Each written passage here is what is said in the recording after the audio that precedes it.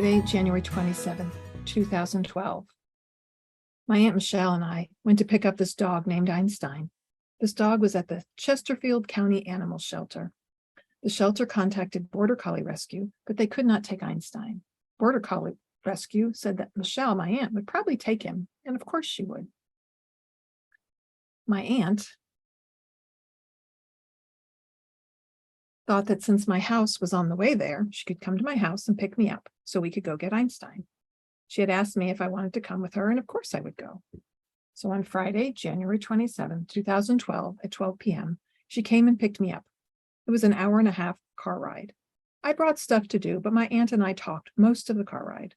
My aunt told me that Einstein was good with people and kids, and that's all we knew about him. In the car, we heard bells ringing. We were convinced that it was doggy angels telling us that we were doing the right thing and to keep going to pick up Einstein. A woman who rescues dogs from the shelter had picked up Einstein for us, so we were driving to her house. We were following a GPS to get to the person's house, and GPS made us drive right past it. We saw a house with a lot of dog kennels with dogs inside of them, and so we figured that must be the house, and we were right. My aunt went to get Einstein while I stayed in the car. My aunt brought back Einstein, and I got to sit with him on the way home. I fed him milk bones, and he wagged his tail. It made me so happy. Einstein is the sweetest thing. He was great in the car. He got a bit curious about what was going on in the car. Other than that, he was wonderful. Me and Einstein made a lifelong bond right there in the car. He is so sweet. It is so sad to think what might have happened to him. All the possibilities just make me cry. Einstein wanted to look out the window on my side, so he just put his paws on my foot, and slowly one of his paws slid into my shoe. He loved looking out the window, watching the world go by. He was so happy. He knew it was his lucky day. On the way home, we heard the bells again. We finally figured out what it was, but I won't say what. My aunt and I took Einstein to the vet at PetSmart. He did wonderfully.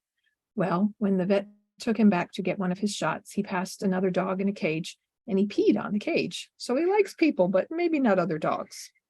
Then we got him a collar. I picked out the best one. It had stars and paw prints on it and a little dangling bone with a star on it. Then we got him some good food. He was so skinny. Next, we got him a bone. He picked it out himself. He did not want a toy because he is afraid of them. When we went back to my house, we got there. My aunt put Einstein in her car. My aunt had to take my mom and dad's car because I can't ride in the front seat of her car. She then came inside to say hi and bye to everyone and then left with Einstein. Einstein made my day on Friday, the best day of my life, and I hope the story makes yours. I miss Einstein a lot, but I know he is in good hands now. This story was written by our 9-year-old daughter in 2012 about her journey to help rescue this dog. Hello, this is Don. And this is Gina. With Focused Healthy Family. Today, this is podcast number 65, and we're talking about furry angels. Furry angels. But before we get started, let's talk a little bit about our sponsor. So Q Sciences is a company that I discovered a couple years ago and did some research on the ingredients in the products and discovered the quality that was behind them. And so we've talked about how Q Sciences has vitamin products and all kinds of nutrient ingredients and sprays and things that micronutrients. Yes, that are easily absorbed. And guess what? They have a Q Pets. It's a hemp oil, a full spectrum hemp oil like the one they have for people, but it's specifically for pets. So helping with pain, helping them through just about anything, really. And so check out Q Sciences for good nutrition, for supplements, for improving the life of yourself, your family, and your pets. And you can find it at focusedhealthyfamily.com/Q Sciences. That's the letter Q, Sciences with an S. Don, you're leaning out of the picture frame again. And today, we're talking about the beloved pets in our life and the impact that they have on us. And especially today, we want to dedicate this to our own furry angel. our dog Olive, who is 16 years old and has been in our life personally for over about 13 years, came to us at a time when our middle child was suffering severely with OCD. And she really was an angel for us. Yes. She had already befriended our daughter before that. She was our neighbor's dog. Mhm. And Well, they had 3 dogs too. they got this puppy, and then she got pregnant to have a baby. And so our daughter would go walk Olive for them. And I mean, she was 5 or 6 at the time. You know, she bathed him, she walked him, she played with him. They had a connection. You could tell right off the bat. Our neighbor would, Out of those 3, Olive was the one that just had some interesting connection with Abby. Abby would go over to visit Olive, and our neighbor would tell us that when she heard Abby's little high-pitched voice, Olive would get all excited. She's always loved kids, and even at the tender age of 16, still it gets excited by children and kittens and puppies, and she has such a mothering instinct about her, and she has blessed us over these years.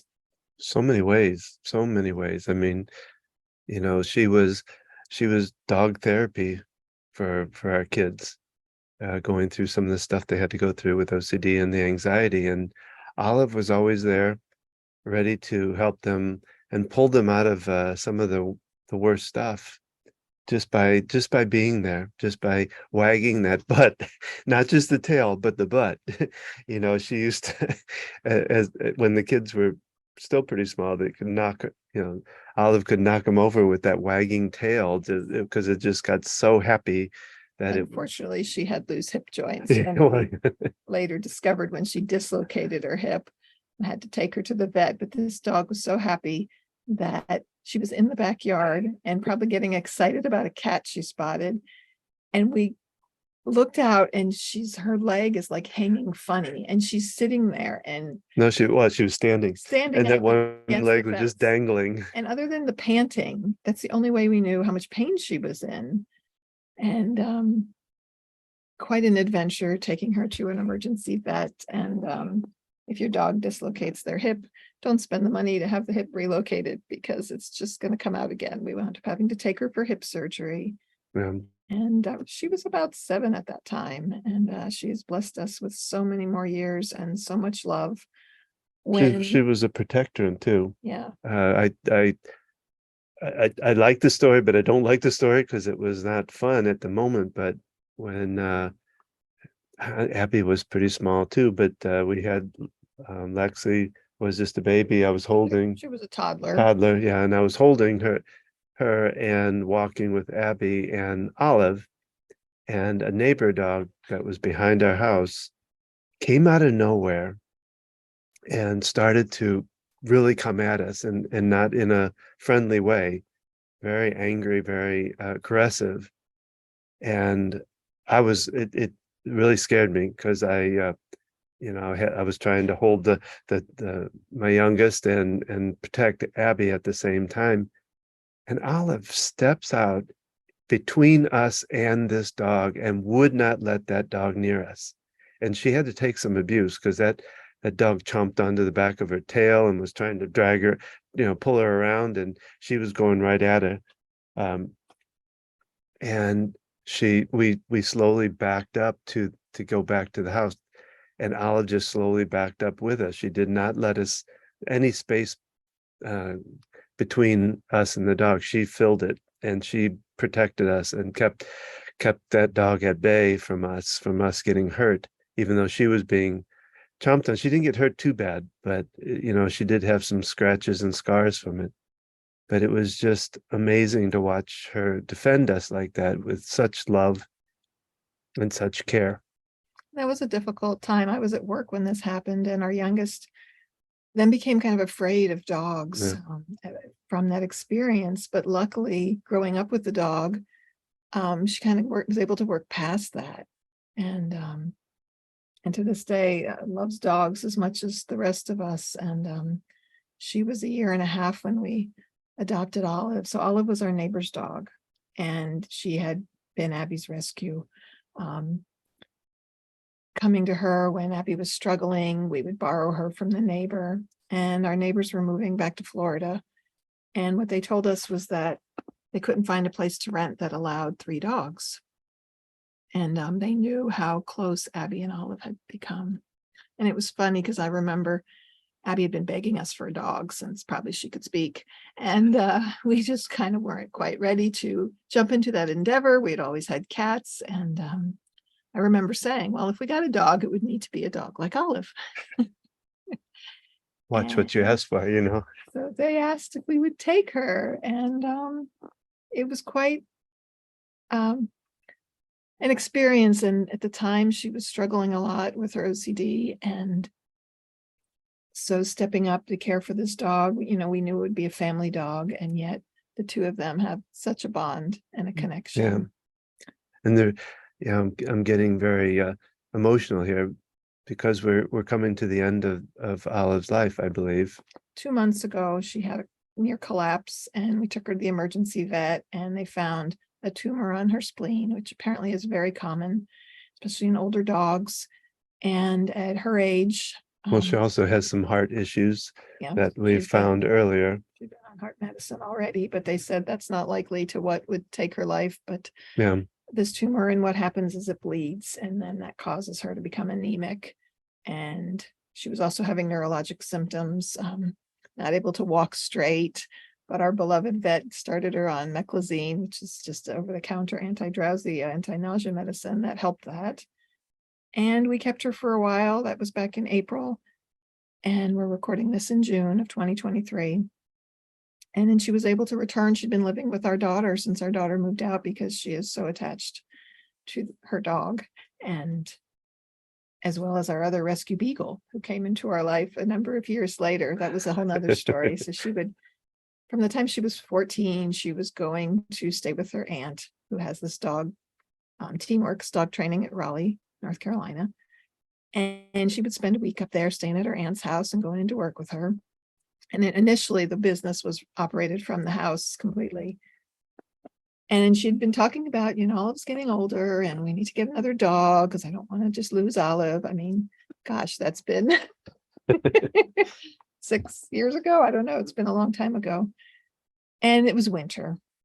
And this neighbor across the street from my sister kind of took in dogs, but she was able to feed them, but they lived out in pens outside. Not the best of care, and unfortunately. The story goes that a friend of hers was dying from cancer, and he had this beagle that was maybe a year or 2. We really don't know.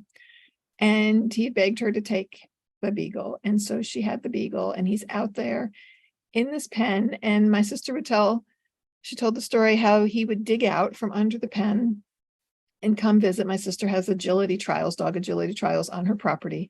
And he would come over and watch. Just watch. That was still. So that had been happening. I'm not sure for how long. And then when Abby was up there, they went to visit her. And of course it snowed, which doesn't happen very often in North Carolina. And she's sending us pictures of this beagle in the snow who's having to live outside and begging us to take this dog in. Right. And she had to convince me, which I'm always the tough one in this. I think that I didn't have that much resistance as far as when Olive came, because I can remember what I saw was how much the bond was with Olive. I saw how she was basically therapy for Abby when she was going through the toughest of times. Just seeing the dog would change the mode almost instantly. Mm-hmm. And so I didn't have a tough time with that. Had a little tougher time with the beagle, but how do you get past? But Dad, it's snowing. The poor dog, and because he was staying out in the cold, and so I was like, okay, well, we've got to make sure he gets along with Olive, and so we arranged to come up there. We had Olive, and our youngest she wasn't even 2 yet, and I said, okay, we got to see how this beagle does. His name was Shiloh. He came with a name, and Olive met him and of course loved him. And I remember our youngest, she would run around in circles, and I wanted to make sure this dog could handle her energy. And he just sat there and watched her go around and round. And so my sister Shiloh in and got his vet care and make sure he didn't have heartworm. And I don't know, maybe a month later, he came to live with us at our house. Yeah. And he not grown up with other dogs. And so Olive always, of course, wanted to play with him. And even within the past year, we had a vet come to our house to do some acupuncture treatment for actually Shiloh because he threw his back out. And because he he loves to came to the jump. house and Olive wagging, wagging, wagging. And she was convinced that Olive was the newer, younger dog because of her energy and how much enthusiasm she had. And, Shiloh, we call him Eeyore. He's kind of like, oh, humdy dumdy dumdy. Got that sad look on his face all the time. Yeah. And he slowed down a lot over the years because he himself is somewhere between the ages of 9 and 10. Yeah, somewhere. Roughly. We don't know We exactly. estimate his age, not knowing how old he was when we got him. So both these dogs, they rescued us. Yeah. They definitely rescued our kids. And that's kind of what I wanted to kind of talk about in today's podcast is how effective animals can be for care, for getting even through anxiety and things like that. And we've now seen it firsthand. Yeah. And to know that they can be a real bonus to your family, to your care, all of that. You keep being out of the picture, Well, Don. Come back. We need a wider screen, I think, is what We called this, furry angels, yet there are pets in our lives. We're not furry. Our son and his girlfriend adopted a bearded dragon when they first moved out on their own together. And he's recently been rehomed. They also have 3 cats now and other assorted amphibians and the like that his girlfriend falls in love with all these different creatures. And this bearded dragon was adopted by a family in Florida who just had wanted one for a long time. And they were able to build an enclosure outside for him. And they send pictures and just, my son and his girlfriend are just so grateful for how much the people who adopted him love him and being able to see that and see the joy that he's bringing into their life. Well, and to think about it, the therapy it's been for me, because we grew up with pets in my family when I was a kid. I had 2 dogs at home when I was a kid, and I had one called Trixie, and she was very much like Olive in a way. Now that when I think about it, because she was just so easygoing, so friendly, so everything, and so well behaved too. But my family handled animals differently. My mother, and I guess my dad too. Grown up on farms. Yeah, so animals were outside, and they were just part. Animals were just animals, and you just kind of you took care of them, but but real basic care, I guess, in a way. And because I can remember when I moved out of the house, I was 20, I don't know, 22, I guess, something like that. And my dog Trixie was still at home, getting older.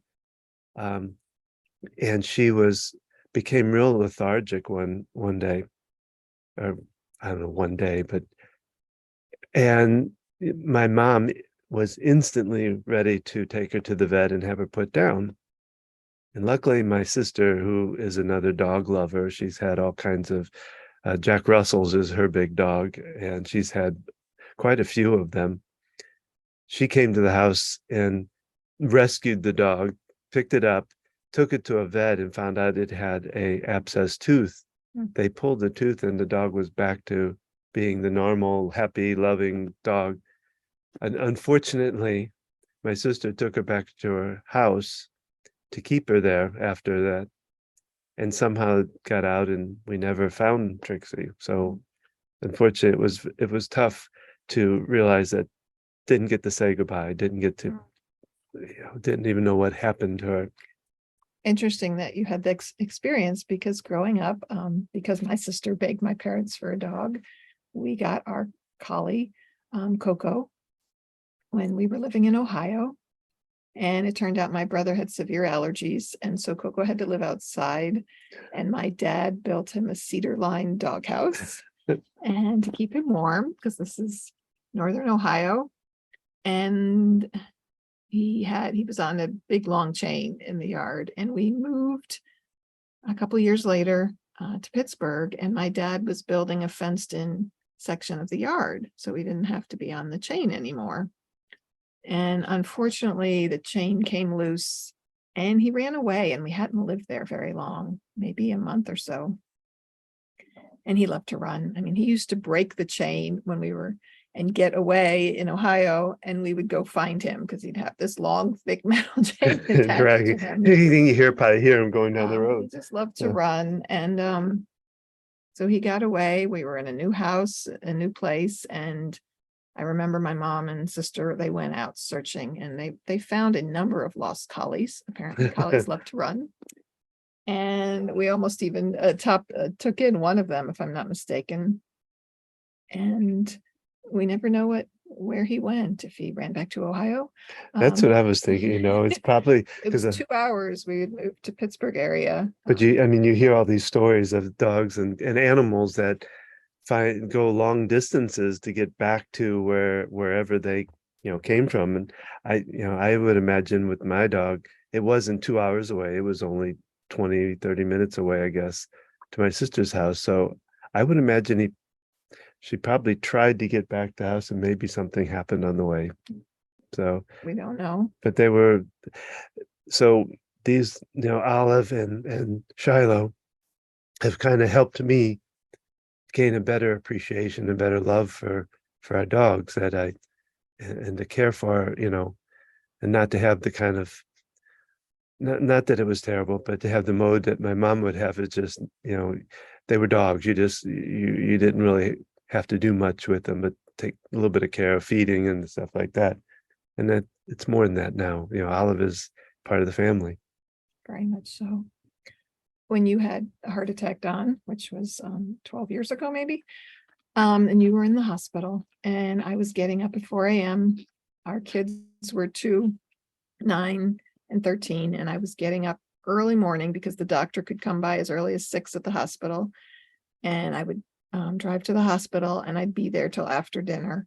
And we had some different family members who came to watch the kids and help out in other ways. A lot of friends stepped up. And one night I remember waking up in the middle of the night, and I don't know if my blood sugar was low and the power went out. There was just a number of factors. And I had gone downstairs. I know I had Lexi in my arms, and we were sitting on the couch, and the power was out. And I was kind of in this funky state. I didn't know whether I was in this world or not, but Olive was sitting there next to us. And so I knew that I was still in this world, and because she was there with us, and of course, nestling up to us and comforting us. And Well, yeah, that was, remember the power of, like I said, I was having this experience where I think my blood sugar was dropping because I nearly passed out. And with the power out, it was just pitch black, and I just felt a little bit out of it, and that she was there, that I knew that we were okay, and that I was still here in this world. And I remember that very clearly. Well, the instinct that she has whenever somebody is feeling sick or they're having troubles, anxiety, whatever it might be, she'd come up and nudge her nose up against you and let you know, hey, are you okay? And I'm right here. What can I do for you? Kind of almost that is the way I always interpret it, and she was always the one that she just loved to come and get rubbed, her head rubbed. That was one of my favorite things with her in the morning. Is she'd come, I'd kneel down with her and she just wanted me to rub her head. And then if I stopped, she'd tuck her head into my armpit and just rub and rub and rub, and she just loved that. And then of course she'd get the big sneeze afterwards, And she's a fluffy ball of fur. It's funny. When she was rescued by her neighbors, got her mom, I guess, had been found and brought to a shelter. And I don't know if she had the puppies before she was rescued or after, but we were told that her mom was a soft-coated Wheaten Terrier. And so we always assumed that she was half soft-coated Wheaten Terrier. We called her a Sweeten Terrier because she was the sweetest thing. And about a year ago, Abby decided she wanted to do one of those DNA kits just to see what other breeds were in her. It's kind of a fun little thing. And so she invested in that, and it came back that she is 0% soft-coated Wheaten Terrier. And kind of funny. She Do you even, remember what it it was? was a mix of What? a lot of small dogs. Beagle was in there, and which is really funny, and just all kinds of mix of things, and it just kind of made us laugh. And Well, I always think of the story with my dad with our dog Herky. It was a Chihuahua, and it was kind of a rescue with that too. It was in a family that was not treating the dog very well. I don't remember exactly. It was somebody at work, I believe, that, and my dad agreed to take it in. I don't, and the thing is, I don't know how mom would have reacted. I'm really kind of surprised because but anyway, so he's bringing this dog home and he has it in a box in the car seat next to him. Now, this is back very early, before there were like split bucket seats and seat belts. 60s. And so it was right next to him in the seat, and he's petting it, and the darn thing bit him while he was driving. And now I don't know if I would have just turned around at that point, but he still brought him home. We called him Hercules for short, Herky. And the dog was one that he did not like men. Mom, Treated well by and any girl would come up to him, he would be wagging his tail, happy and everything. I come up to him, he's it's like, okay, well. So we didn't bond real well, because the dog we had before that, Mitzi, was just a lovable little rounded, I think it might have been a beagle, to tell you the truth, now I think about it, but he was kind of chubby and just kind of didn't do much. So it was a real change in pace, and to have a dog that hated you was not Well, enjoyable. Don is one of 4 brothers and his mom and sister, and so having a dog that doesn't like men It was not a good household for and I that. think we ended up getting it to a elderly lady who lived alone, and it was perfect fit. They got along very well. She sent us pictures afterwards of the two of them, and so we were able to find a loving home for her. And I think not long after that is when we got Trixie, and that dog was with us for a long time. Trixie used to go with me. I'd ride my bike and take her down. I lived in St. Louis near the Mississippi River, and I would ride my bike. I'd have her on a leash hooked to my bike, and she'd run alongside of me. And then when I got down to the lake or to the river, there was a big open field between the road. There was like a small highway that went along the river, but there was about probably a half a mile of land between the road and the river. And I would let her off the leash, and she knew well enough to stay within sight of me. So I always felt comfortable. And so she would roam and she'd explore and it was a lot of fun. And I loved to sit by the river, and I thought it was really calming. And then we would play and do stuff. So it was like I said, she was a really good dog. So, different pets and animals in our life. I remember, so I got cats when I moved to Charlotte. I adopted them. My sister's friend had had some litter. There were cats that had a litter of kittens, and I'd taken in these 2 little fuzzy creatures. I inherited them. Who came to my life when I was just moving out on my own and before I had met Don. So I've always told him cats have been in my life longer than you. And I don't probably one was a calico and the other was a gray tiger stripe. And I named them Lassie and Thumper. Lassie because it was the coloring of our dog Coco, and Thumper like the rabbit. Just how special that was. I'd come home from work and I'd lay down and they'd climb all over me and they'd like untie my shoelaces for me. How playful and fun they were in my life. And so we had them when we got married and when we had kids, and goodness, Harrison was probably how old was he? He got a fish. We went to I believe it was a New Year's Eve thing at our church, and we won. It was a betta fish. And that was like his first pet, that he had this betta fish that he took care of, and he named him Bob. And Bob did not live very long. Oh yeah, that's true. We had a little mini funeral when Bob passed, and he got buried in a box in our backyard. I forgot about that. Forgot about Bob. That was before Olive came into our life. And then, oh, this is a fun story. So Harrison was, let's see, if Abby was about 4, he was about 9. Homeschooling our kids.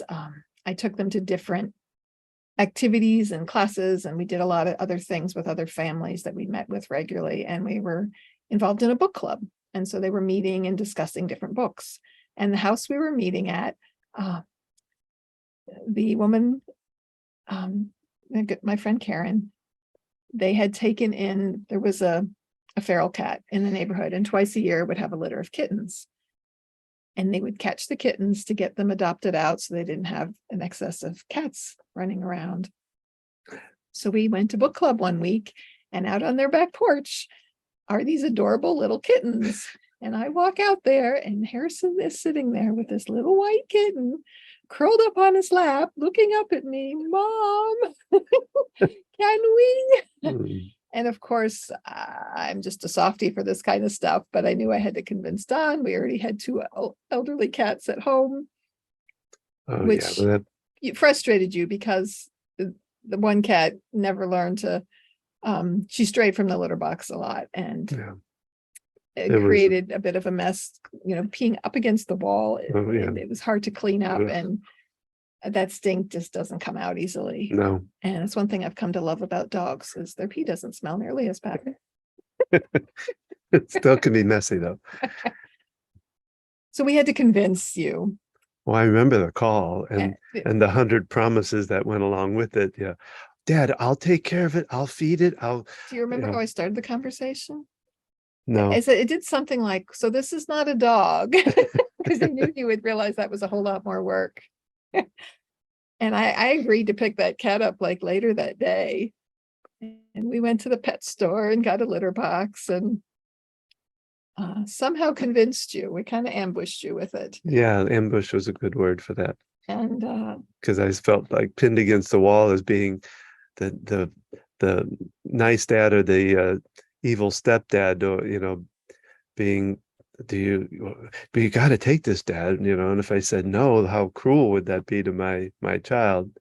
But there were a lot of the promises. Like I said, I'll take care of him, I'll feed him, I'll play with him, I'll do all that. And I was like, I think I don't know, I guess I gave in right then and there. I don't remember exactly, but that's when we got Peanut. And Harrison named him Peanut because before Harrison was born, we had, not knowing his gender or his sex, had called him Peanut, because when we saw the first ultrasound, he looked like Mr. Peanut. Well, you had remember the Mr. Peanut little flexible thing. His first ultrasound, that's true. Called him that.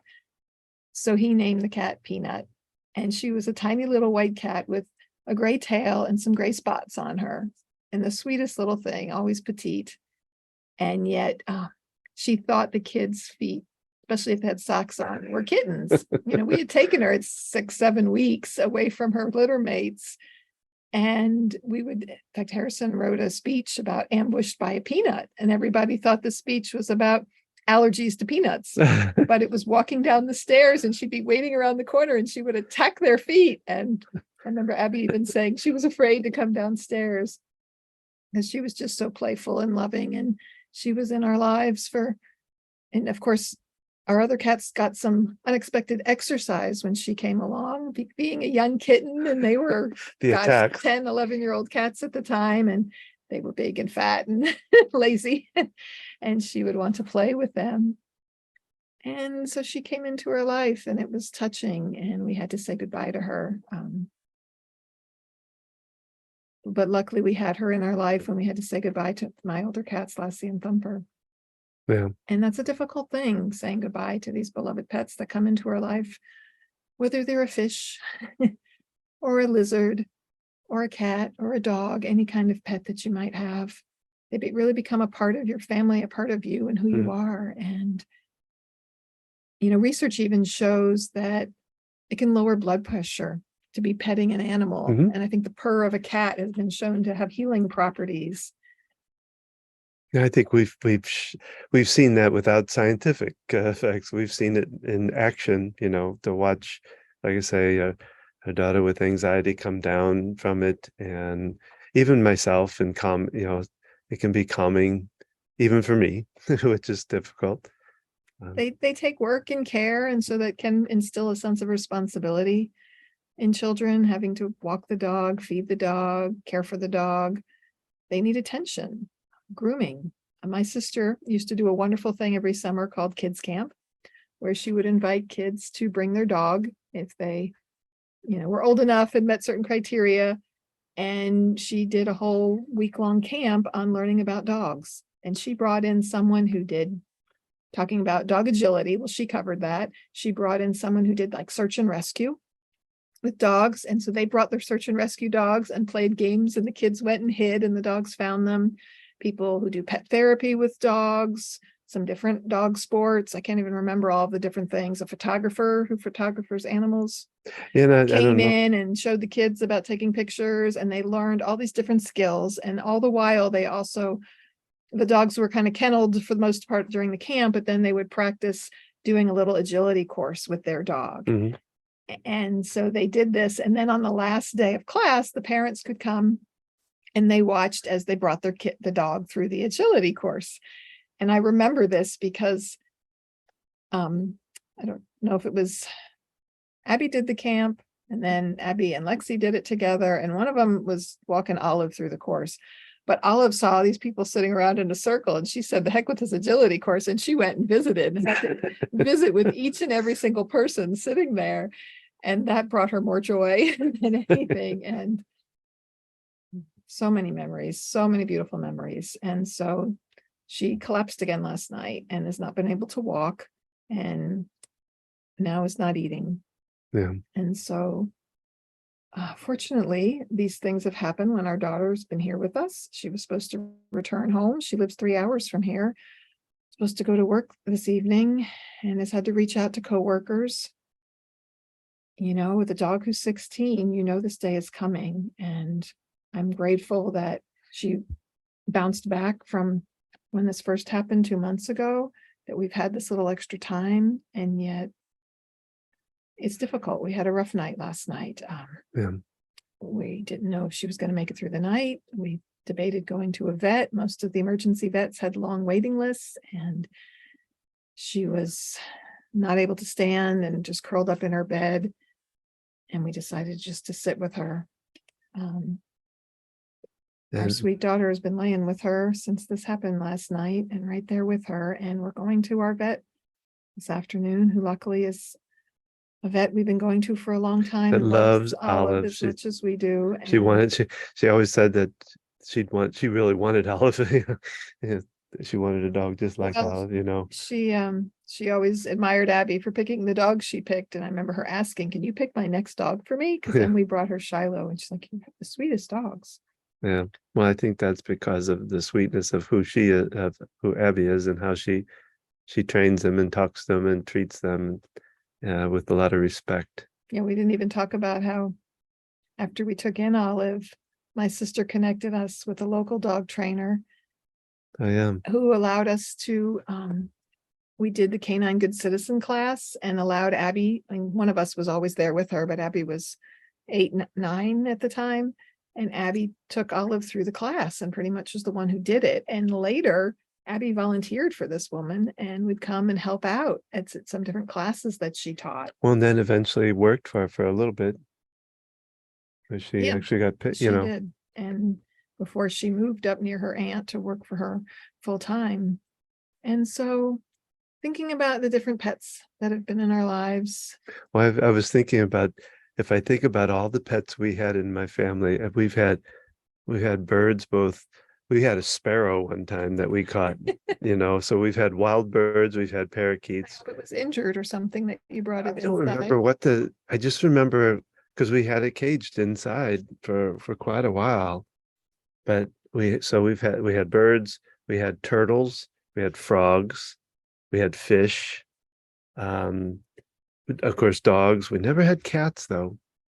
Um, I probably at my old house when at the bottom of the hill, if you dug that up right now, you'd find a regular pet cemetery because every animal that was where they got buried down. We had this big, huge, I think it was a maple tree, these huge leaves, and that it all got buried. And so it was like a little cemetery down there of all these different types of animals that we've had. Um, we had rabbits. I remember that too. And one of them got to my uncle's for dinner, which I will never forget. No. Wow. Yeah, we rescued a rabbit. We were at, before we had kids, right? We were at a Oh, neighborhood that's right. meeting, and it was winter. Did we And call that Kinsey? Was that, am I thinking of that? no, Curly. Curly. It was someone, we were in the church having the meeting, and someone left in a box this rabbit. And Little tiny thing too. they found him outside and were like, who's going to take this in? And I just have this place in my heart for rabbits and have had a collection of miniature rabbits. And so we took him in temporarily till we found a home for him. And our cats were quite curious.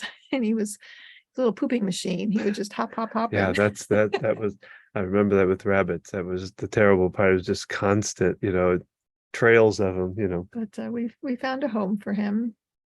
And, I wanted one last story. So Peanut had passed, and maybe a couple months later, I was really struggling with my depression.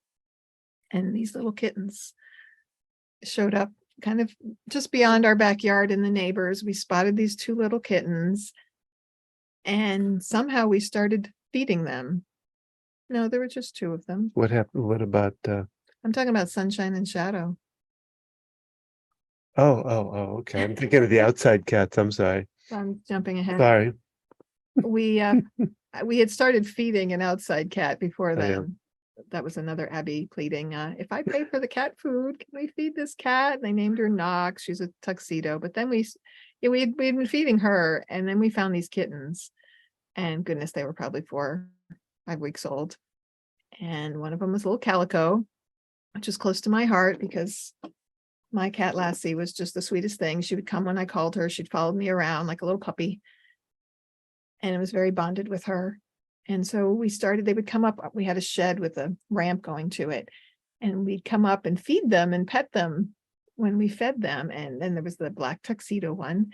And we wound up calling him Shadow. And he was much more skittish and afraid. And he always looked like he had seen a ghost, and his eyes were big and round. And he was very anxious. Green eyes too on top of it. That's Domino. Okay. And I'll stop. trying to feed them and take care of them. And then the weather got colder, and we wound up coming to we have kind of an attachment on the side of our basement here. It's It was called a greenhouse, but it's just a little lean-to basically. Yeah, it's just a enclosed area that's not insulated, but it's got concrete walls. And they were living there for a while, and I said we were fostering them, but you should have known I was not. It was the sneaky back door way of getting by to these adorable little kittens, and it really helped heal me. I was really struggling and having a difficult time, and bringing these sweet little cats into our life, and a number of different kittens came through our yard and between our neighbors. And then the sweet Noxie, who had been feeding, who would show up and disappear for a couple months at a time. And I think she probably was having multiple litters of kittens, showed up after we'd been feeding her more regularly. And after we had taken in Sunshine and Shadow and had kittens, I still remember Abby, Mom, Knox doesn't look pregnant anymore. And there against our house in the ivy were 3 tiny little kittens that she had given birth to right next to our house. She was so trusting of us. And I remember because that day, it was May 1st, 4 years ago, 5 years ago, 4 years ago. We were having our septic tank redug and rebuilt. And so I had to move them. I couldn't have people coming digging up our yard. And so I moved them, and she let me pick them up and brought them around to that greenhouse area in the back of our house. And we took care of her and the kittens for a long time. They actually came in for just a slight couple of days, I think, if I In our remember. basement, and we cared for them. And then when they were old enough, we took Knox and got her spayed. We have a wonderful clinic here in Charlotte called Stand for Animals. They have 3 locations and very low cost spay, neuter care for feral cats. Great people They too. call them community cats, and they're happy to, for like $25, spay, neuter, get them the rabies shot, and then you put them back out into the community. So we were able to care for these kittens, found a home for the 2. There were 2 female calicos and this little gray and white adorable kitten who my son our son adopted him, and we had called him Gray, and they added the name Berlioz to him. Yeah. And so just beautiful stories of animals and how they've touched our lives and how they've helped to heal us and the impact that they have on us. Well, if you have an animal lover in your life or somebody you know that loves animals, pass this along to them. We'd love the stories. We really would love for in our comments to be able to tell us your story and possibly how they helped you in some kind of care, help you get through some tough situation or something like that, or just a story by itself of what your animals, how they brought love into your life. And we'll be sure to share pictures when this is posted, so you can see a picture of our beloved Olive and some of the different pets in our lives. And so that's our podcast for today. We hope you have enjoyed it. And again, like Don said, please share it with others. Please reach out and let us know. We'd love to hear from you. Send us a message, a comment, give us feedback, do a review wherever you're listening to this podcast or on YouTube.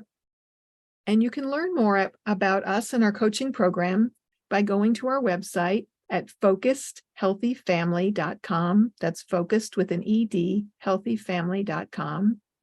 Check out our blogs, our other podcasts we've done. Tuesdays, we do short Tuesday Tips podcasts for parents. The programs we're doing around the sandwich generation. Follow us on Facebook. Follow me on Instagram, gina.focusedhealthyfamily. And Olive, you'll always be in our heart. And remember, how you speak to your children today shapes their future and yours.